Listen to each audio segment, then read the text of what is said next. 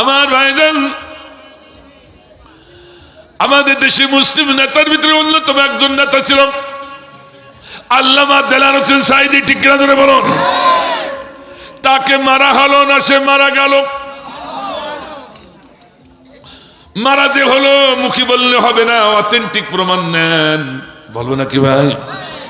আমার ভাইদের অথেন্টিক প্রমাণ নেওয়ার পরে যদি জনগণের আদালতে বিচার না করে উঠে যান, আল্লাহর ফতোয়া শুনে যান, উলাইকা কাল আনআমি বাল হুম আদাল। যে বিচার না করে উঠে যাবা, শিয়াল কুকুরের থেকে নিকৃষ্ট হয়ে মরবা। কথাকার ফতোয়া আমি দেয়নি, কে দিছে?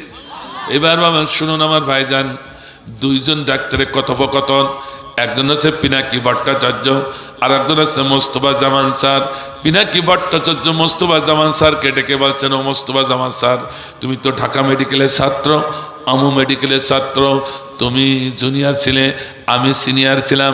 তুমি না হয় বিজ্ঞ ডাক্তার, আমি না হয় নর্মাল ডাক্তার। তোমার কাছে শুধু প্রশ্ন, একজন স্ট্রোকের রোগীর আচরণটা কেমন হবে? ডাক্তারের বিদ্যায় কোড বলি আমি, কোথায় লেখা আছে আমার একটু দেখাও। আল্লাহু আকবার বলেন। কারণ তুমি তো বললে আল্লামা সাঈদী কোরআনের পাখি স্ট্রোক করেছে, তাই তাকে জেলখানার থেকে বের করে গাজীপুর হসপিটালে ঢোকানো হলো। গাজীপুর হসপিটালে যেদিন ঢুকলো, সেদিন যখন জোহরের আজান হলো, জোহরের আজান হলে আল্লামা সাঈদী সব আশেপাশের কয়েদিগুলো ডাকলো, আমার কয়েদি ভাইরা আজান হয়ে গেছে, উজু করে আসো, জামাতে নামাজ আদায় করি।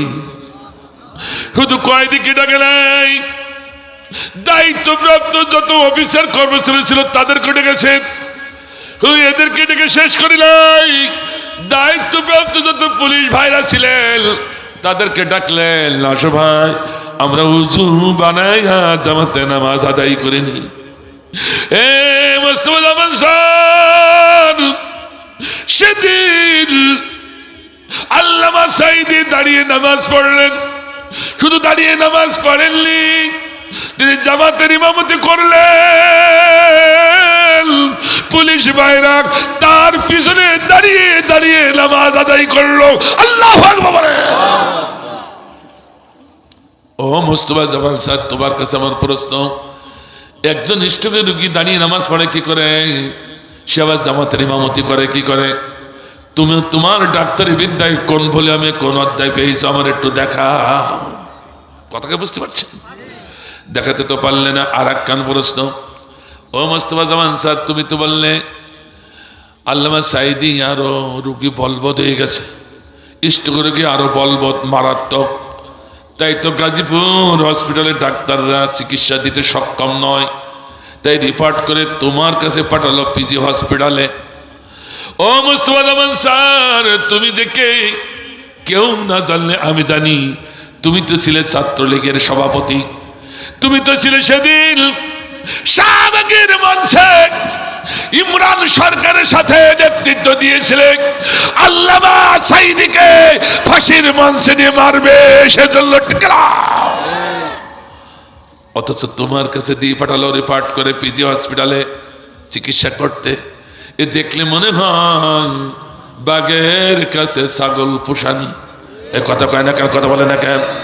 ওটা তোমার ব্যক্তিগত বাবার ও প্রশ্ন আমি নাই করলাম। ও মোস্তফা জামান স্যার, তোমার কাছে জানতে চাই, ডাক্তার বিদ্যায় কোন অধ্যায় আছে স্ট্রোকের রোগীর আচরণ এমন হবে? কেমন? সেদিন দেখলাম গোটা বিশ্ববাসী দেখেছে, শুধু আমি দেখে নাই। আল্লামা সাঈদী পিজি হসপিটালের সম্মুখে হাইস গাড়ির থেকে হেঁটে নামলেন। আল্লাহু আকবার বলেন।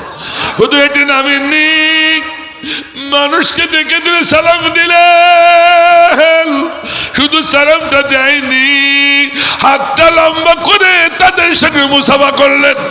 এই কথা কয় না, শুধু মুসাফা করলে মানুষের সম্মুখে দাঁড়িয়ে সৌজন্য আলাপ যখন করছিলেন, গোটা বিশ্ববাসী দেখেছে আল্লামা সাঈদীর চেহারার উপর দিয়ে সাদের ফালির মতো হাসিগুলো বের হয়ে যায়। ও মোস্তফা জামান স্যার, স্ট্রোক রোগীরা কি আরো বলবৎ হয়েছে? সে হাসে কি করে, সে মানুষকে সালাম দেয় কি করে, সে মুসাফা করে কি করে, মানুষের সাথে সৌজন্য আলাপ করে কি করে, কোন বিদ্যা আছে তুমি আমার একটু দেখাও। দেখাতে তো পারলে না। আর একখান প্রশ্ন, এই তো শেষ করে দিচ্ছি আমার ভাইজান, অসুবিধা হচ্ছে নাকি? এই শেষ।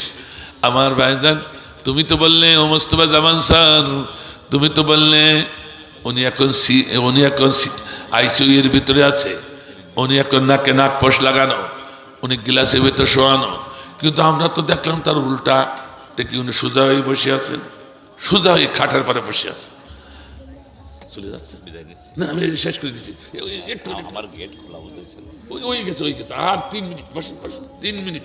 গেট খোলা একদম, কোনো গেট লক দেওয়া না। তাহলে একটু সাক্ষাৎ করে দেন, কিছু কথা বলে দেন।